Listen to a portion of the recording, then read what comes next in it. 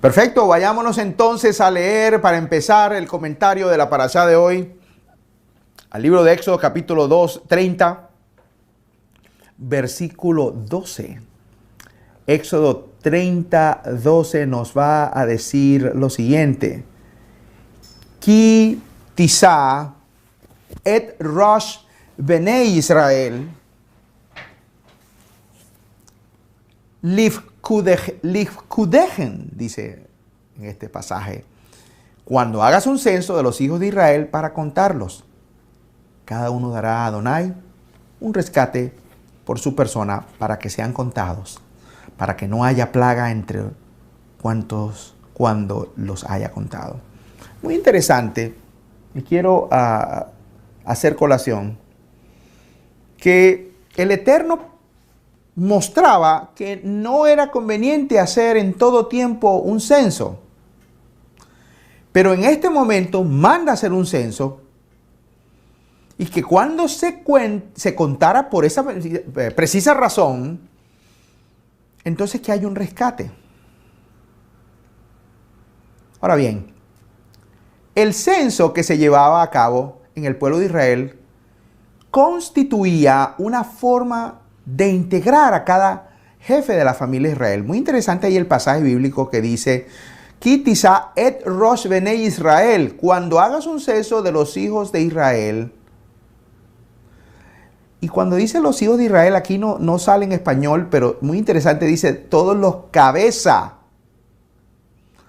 de los hijos de Israel, los vas a contar. Y se contaba para integrar a los jefes de la familia de Israel, o sea, los Rosh, porque en hebreo Rosh es cabeza, al resto de la comunidad.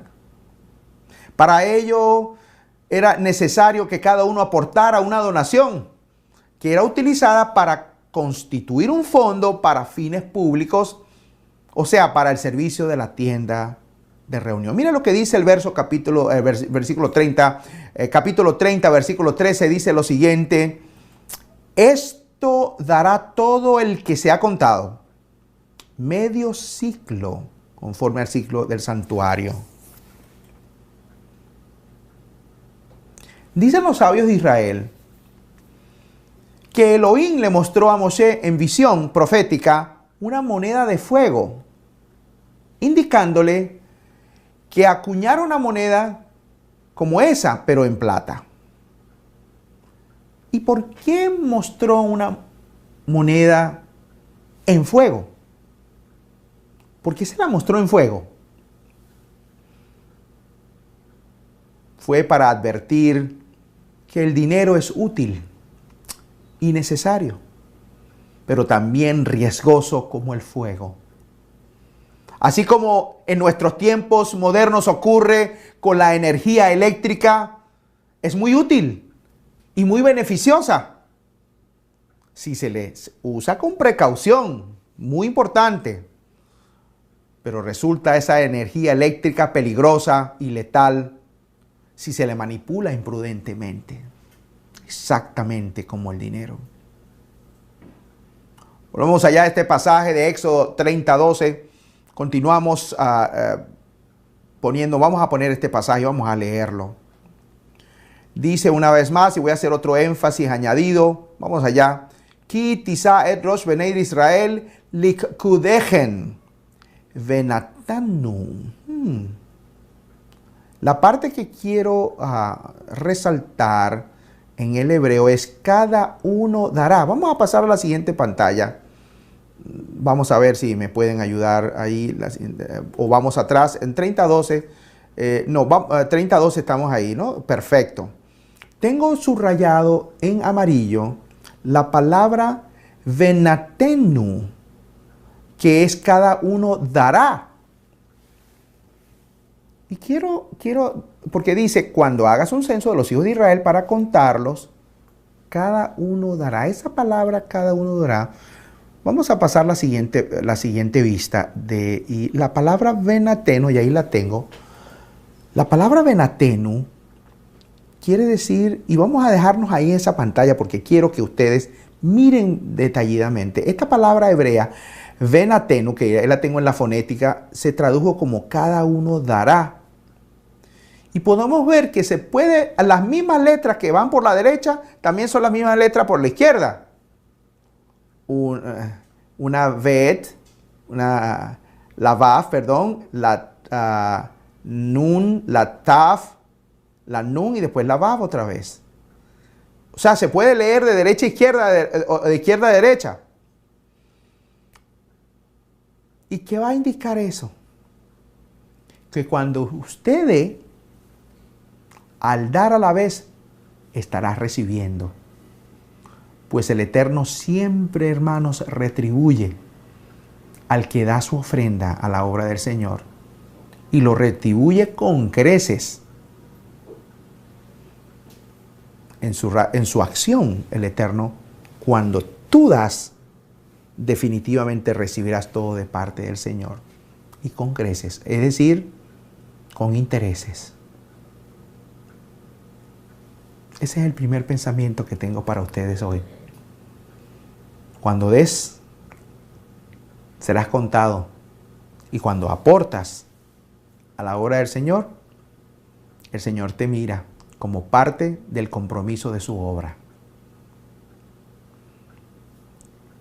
Ahora, una cosa que debemos tener claro, que el asunto de contar al pueblo, sobre todo en este caso de la parashá de hoy, el pueblo de Israel, es muy serio. Y que ningún pastor o líder de comunidades debería no contar ovejas. Ninguna organización que sea de carácter religiosa debe tener censos y conteos de personas. Esto no agrada al Eterno. Bueno, pastor, ¿cómo es eso? Si nosotros siempre acostumbramos, ¿y cuántos hay en tu iglesia? ¿Cuántos van allá? Como dando un símil de que la cantidad de personas denota la salud de una iglesia. Si bien es cierto, la enanitis es un problema, también la gigantitis lo es. Va por dos lados. Sin embargo, la palabra del Señor y la Torá nos va a decir que no en todo tiempo debería hacer un censo. Pero entonces, Pastor Adán, ¿cómo es eso? Pero aquí está sucediendo. ¿Sabes qué, querido hermano? Hashem es muy celoso y no le gusta. Y él se reserva el derecho de contar a su pueblo, pero no más. Desde que el Señor empezó a escoger a su pueblo, le habló muy claro, inclusive cuando empezó con Abraham. Vámonos allá a Génesis. Miren lo que quiero hacer esta acentuación, porque no es sano querer medir la salud o la importancia de una iglesia por su cantidad. Donde el Señor te pone, sean muchos, sean pocos, es donde Él te ha puesto, independientemente de su tamaño. Mira lo que dice Génesis 15, 5 y 7. Vamos a leer allá Génesis 15, 5 al 7 y dirá: lo llevó fuera y le dijo: ahora mira al cielo y cuenta las estrellas, si te es posible contarlas. Y le dijo: así será tu descendencia. Y Abraham creyó en el Eterno, y él se lo conoció por justicia. Y le dijo: yo soy Adonai, que te saqué de Ur de los Caldeos para darte esta tierra para que la poseas. Queridos hermanos, desde el libro de Génesis, el Eterno nos está diciendo que no nos desgastemos viendo a ver cuánta gente hay en tu congregación, que es pretencioso y que no se debe hacer, no debe hacerse. Es un tema que debemos estar claros, y un servidor junto con nuestra comunidad Yoel siempre hemos tenido precaver de estar midiendo los tamaños de las iglesias o de los ministerios. Muchos de nosotros venimos de un contexto cristiano donde se contaba a las personas para medir qué tan buenos eran o no y a dónde irían, y se entendía que de manera equivocada que dar fruto era traer gente real, y realmente eso no tiene nada que ver. El dar fruto es una manifestación de la Ruach HaKodesh, del Espíritu Santo, en la persona que ha nacido de nuevo, y no es traer gente o llevar gente. Y sobre todo en esta época de de pandemia. Génesis 32:12, mira lo que dice. Génesis 32:12 nos va a decir lo siguiente.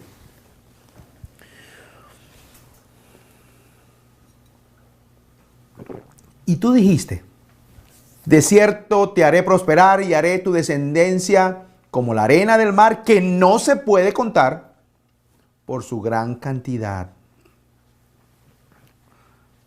Siempre recuerdo eso, que muchas veces la gente decía, ¿cuántas personas son en tu iglesia? Y esto denota lo arraigado que estamos al concepto de medir la salud de una comunidad por la cantidad de personas.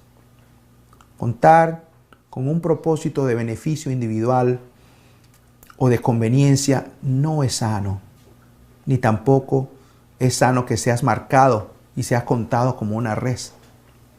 Cuando el Eterno quiere contar a su pueblo en la Escritura, que es el único que tiene el derecho de hacerlo, lo hace mediante elementos. No se cuentan personas, sino se cuentan las cosas.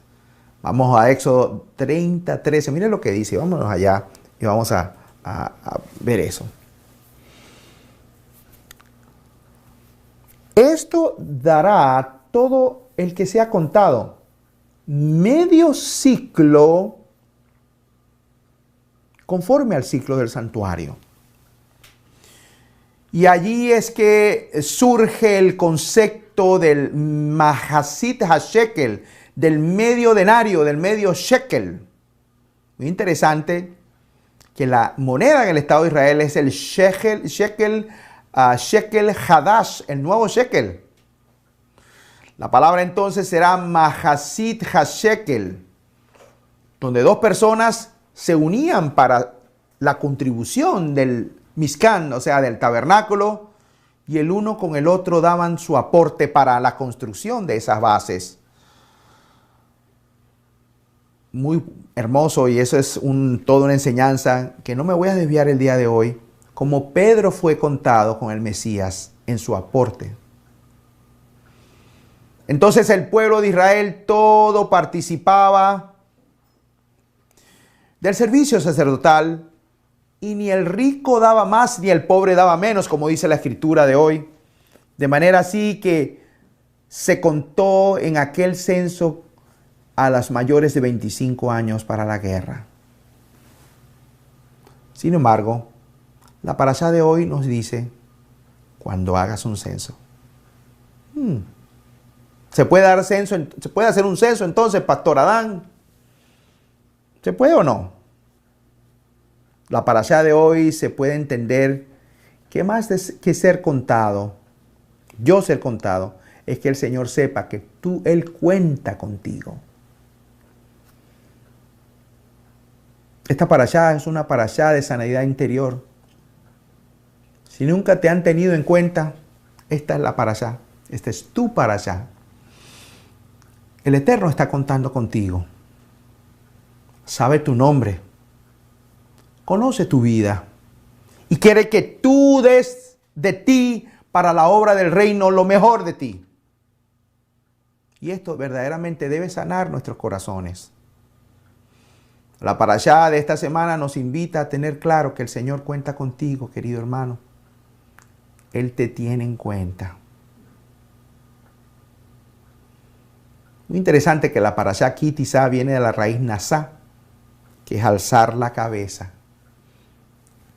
Él, cuando llama, hagas y levantes tu rostro.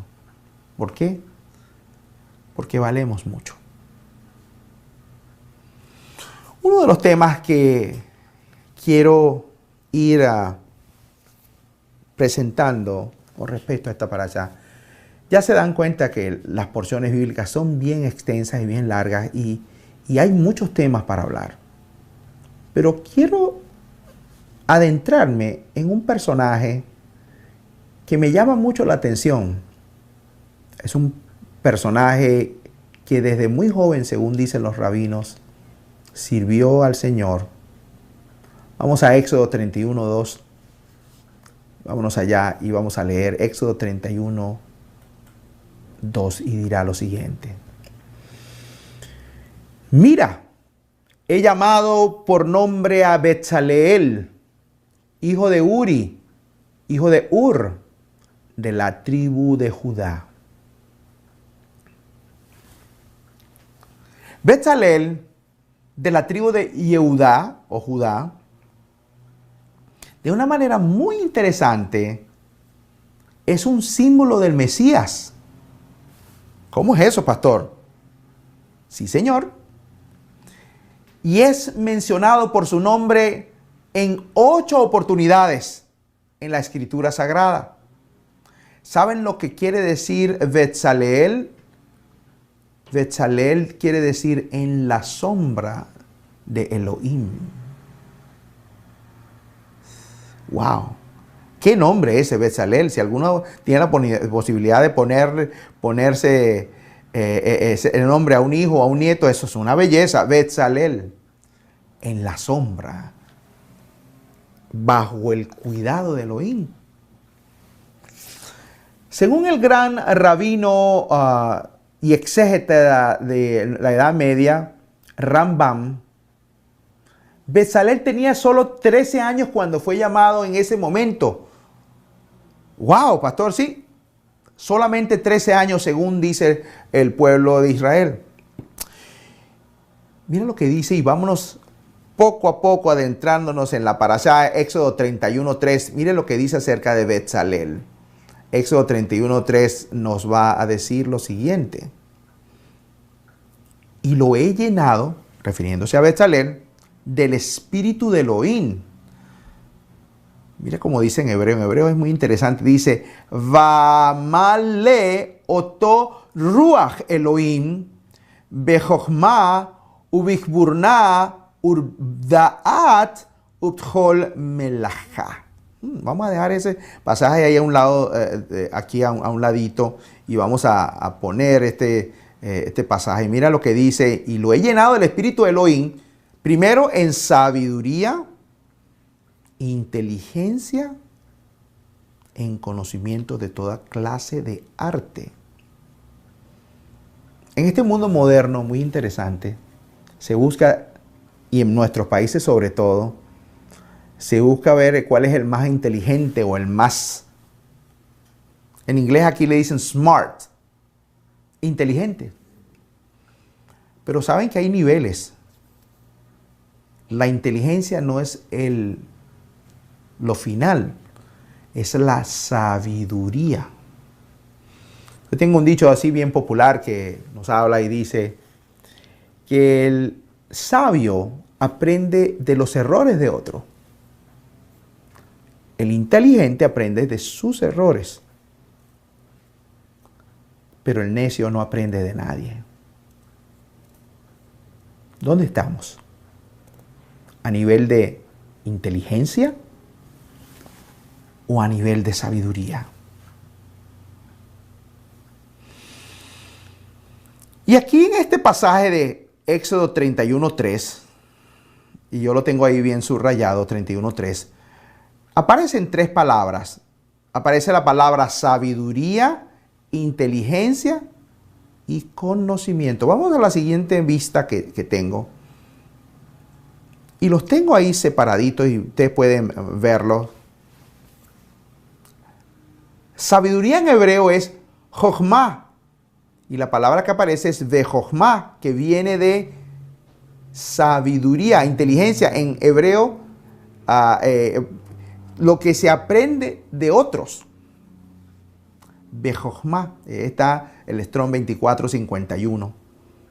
La otra palabra, ubitbunah. Esa palabra ubitbunah de este pasaje de Éxodo 31:3 viene de esta raíz tebunah que se refiere a lo que el ser humano comprende por sí mismo a partir de lo que ha aprendido. O sea, el que aprende de sus propios errores, no del otro. ¿Están viendo los niveles ahí? Y la final es urdaat.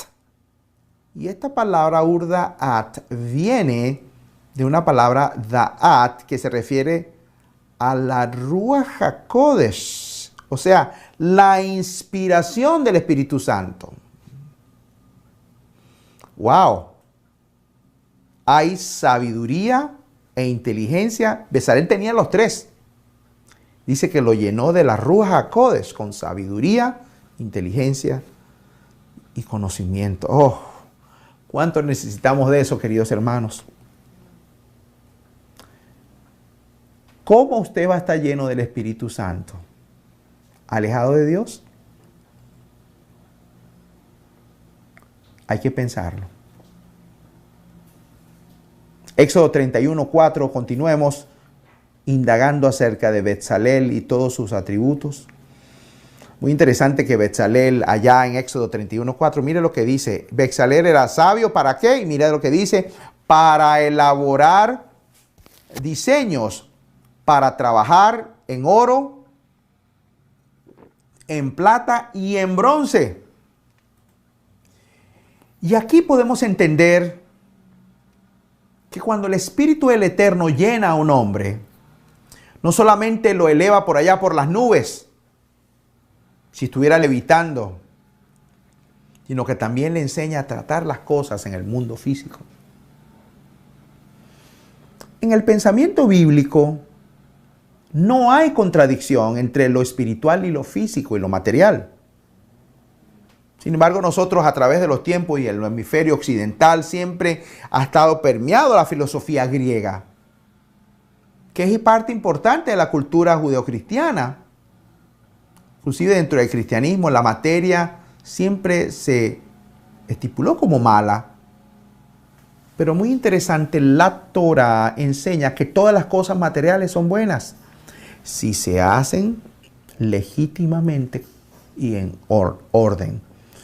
Nada es malo en sí mismo si se usa legítimamente, según la instrucción de la Torah. Y esto es una enseñanza, Romanos, 1 Timoteo, Tito, nos enseña de eso y nos habla de que el pensamiento bíblico eleva la materia a un nivel espiritual para un uso sagrado. La materia puede servir como un punto de contacto entre el hombre y Elohim, de la misma manera que la materia puede convertirse en un punto de contacto para los demonios mediante la idolatría, la adoración a la madera y la adoración al oro. ¿Qué fue lo que pasó con el pueblo de Israel en esta parashá?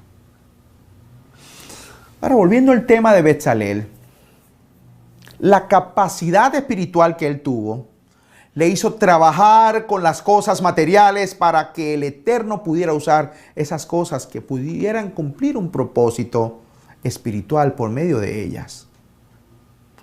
Hay un propósito divino con todas las cosas materiales y el hombre ha sido creado para colaborar con el Eterno, para llevar a cabo el plan divino con lo natural, con la materia.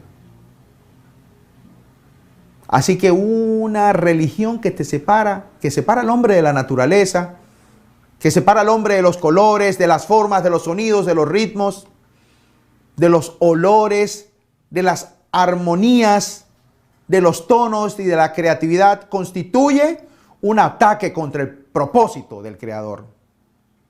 La creatividad es parte del carácter del Creador y del hombre que fue hecho a su imagen y a su semejanza. En el tabernáculo el Eterno se encuentra con el hombre a través de los 5 sentidos, a través de los colores, a través de la luz, a través de las formas para la vista, el sonido de los animales, del fuego, de los instrumentos o del canto para el oído, los olores de los sacrificios, la unción, el incienso, el candelabro, y de los panes para oler el olor grato, las superficies de los diferentes materiales, la leña, el agua, el calor, el fuego, para tocar, tactos, para tocar, sentir el calor, la carne hervida, los panes, la sal y las primicias de los frutos de la tierra para el gusto. Todo el ser humano está involucrado en el encuentro con el Creador. Un hombre espiritual es capaz de ver la mano del Creador en todas las cosas materiales. No que ese material sea, sino que ese material va a reflejar la gloria del Eterno. Vamos a movernos un poquitico más adelante a que estamos estudiando, Betzalel. Éxodo 31:11. Vámonos a Éxodo 31:11 y nos va a decir lo siguiente.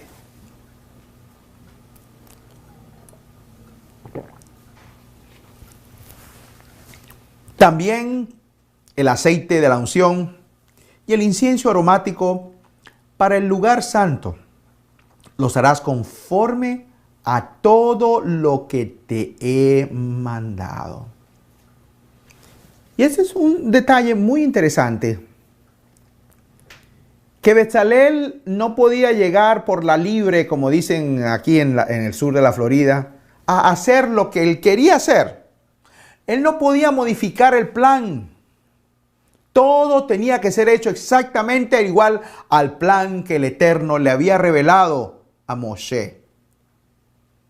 Un servidor, un obrero del Señor que ha sido puesto bajo alguien, no puede empezar a inventarse cosas por sí mismo, sino ser fiel al plan que le es presentado por el que está en autoridad. El secreto para el éxito en el reino del Eterno y en el reino suyo aquí en la tierra es la obediencia a la revelación que el Eterno ha dado, a la revelación celestial. En este caso, la revelación fue dada al siervo de Dios, a Moshe. Y los colaboradores como Betzalel tenían que estar muy cerca del líder, de Moshe, para poder recibir la instrucción y obtener la misma revelación que Moshe había recibido. Moshe tenía el plan general que le fue dado del cielo. Betzalel había recibido el espíritu de Elohim, al igual que Moshe. Pero eso no le dio a Betzalel el derecho de ir por su propia cuenta. De allí la importancia de ser discípulo. De ser discípulo en una congregación. Y me llama la atención esto, porque el ser discípulo, hay personas que vienen ya confundidas después de haber recibido clases de otros. Y me preocupa mucho. Porque es necesario, cuando usted es discípulo de alguien, que sea bien instruido. Pero hay maestros en la internet que lamentablemente hacen tanto daño, que cuando vienen a la presencia a hablar con un servidor, ya el camino está muy deteriorado. Y cuesta y es difícil sanar esos corazones, esos dolores, porque llegué tarde. Ser discípulo en una congregación, y cuando eres un discípulo de un maestro, no de 20 maestros, porque muchos se vuelven discípulos inclusive del rabino Google, y tienen un rabino acá, rabino allá, pastor acá, un roe allá, y después vienen a llover para que les resolucionen el problema. Les recomiendo que tengan un solo maestro, a un buen maestro. De allí entonces que muchas personas les cuestan quedarse en congregaciones debido a que nunca han querido ser leales a un maestro. Y esta relación discípulo-maestro es la que la Torá y toda la escritura, inclusive la tradición, ha mostrado como viable para un sistema de orden para el creyente ser un discípulo de un maestro. El discipulado y el aprendizaje de un maestro de Torá fue la institución mayor, de mayor importancia y de relevancia en tiempos de nuestro Mesías Yeshua. Los discípulos entonces tenían absoluta dedicación y lealtad a su maestro. Hay que aferrarse a un buen digno sabio, dice la tradición. Y este aferrarse a su vez será contado como aferrarse al todo creador. Pastor, ¿de dónde saca eso? Bueno, voy a compartir algo de la tradición judía. Vamos a leer en el Sefer HaMitzvot de Rambam. Y ahí tengo, es un poquito largo, pero vamos a acercarnos para poder leer este comentario de la tradición. Mediante esta ordenanza se nos ha mandado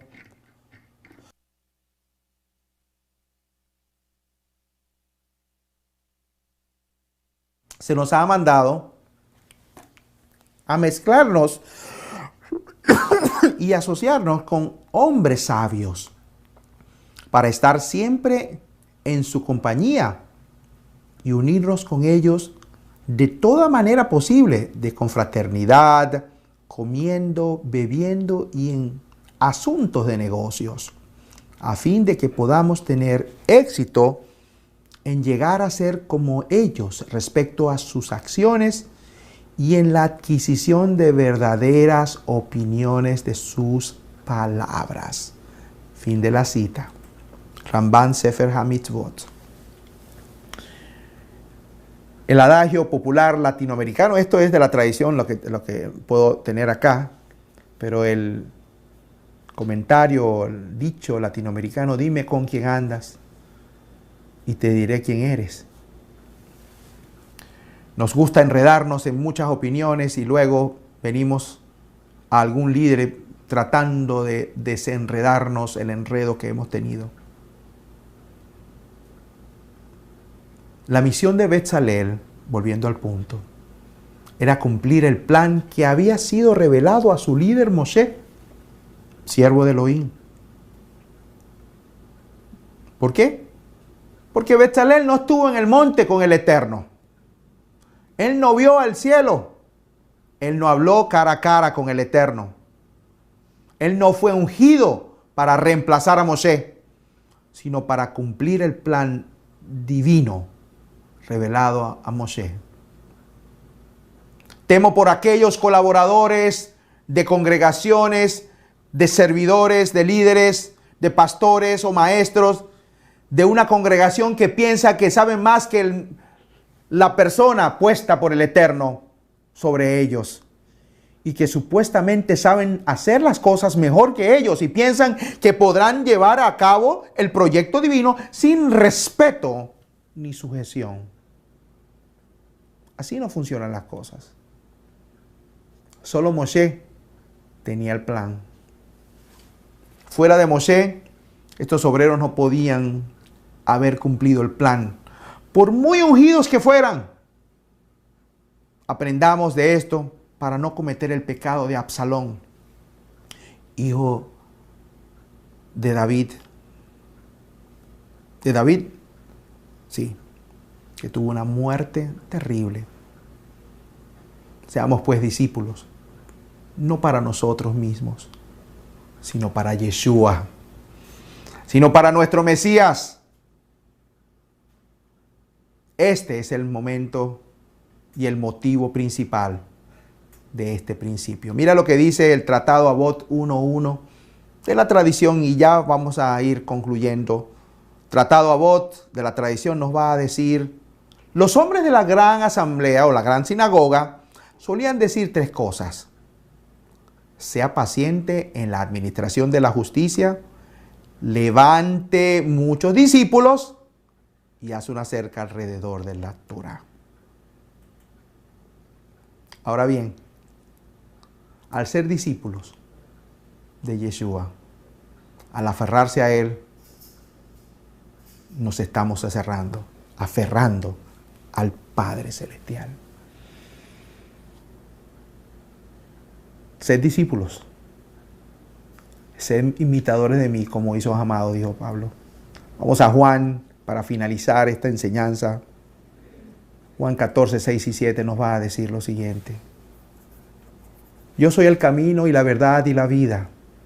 Nadie viene al Padre sino por mí. Si me hubierais conocido, también hubierais conocido a mi Padre. desde ahora le conocéis y le habéis visto. Juan 14:20, y continuemos ahí leyendo. Juan 14:20 nos va a decir, ¿no lo tenemos? Juan 14:20 nos va a decir, en ese día conoceréis que yo estoy en mi Padre y vosotros en mí y yo en vosotros. Y quiero terminar con un último versículo en Juan 13:34 y 35, y pueden escucharlo acá. Juan 13:34 y 35 nos va a decir: un mandamiento nuevo os doy, que os améis los unos a los otros, que como yo os he amado, así también os améis los unos a los otros. En esto conocerán todos que sois mis discípulos, que os tenéis amor los unos por los otros. Y ese es el más grande mandamiento, el amor al Señor y el amor que nos tengamos. Así que, hermanos, aprendamos a ser fieles, a involucrarnos en nuestra congregación, pero también a ser discípulos.